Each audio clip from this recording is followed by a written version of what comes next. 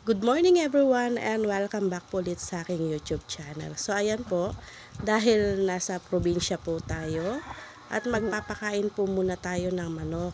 Yan ang routine ng mga taga-probinsya. Sa umaga po magpapakain ng manok. Ayan po, ang pinapakain po pala nila dito ay yung niyog para mas organic po sa kanilang mga alaga. Ayan po. At maraming salamat po sa aking mga solid subscriber, sa mga silent viewer, sa mga new subscriber, maraming salamat po sa walang sawang support. At kung ikaw ay bago pa lang sa aking YouTube channel, please subscribe my channel and pakiclick na rin ang notification bell para lagi po kayong updated sa aking mga latest video. So,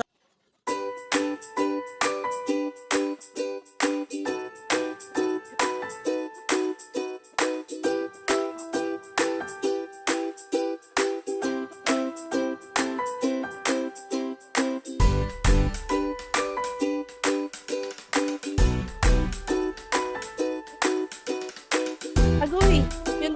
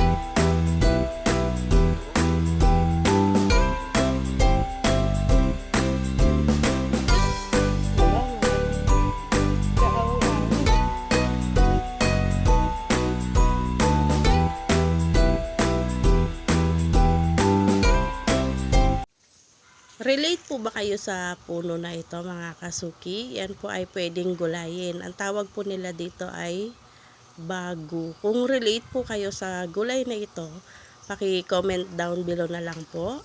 At yan po ay gagataan lang natin siya sa simpleng ulam. Pag dito po talaga sa bundok, marami kayong pwedeng maulam for survival. Ayan po. Napaka-fresh po niyan. At napaka-organic. Kaya yan po ang magiging recipe natin for today.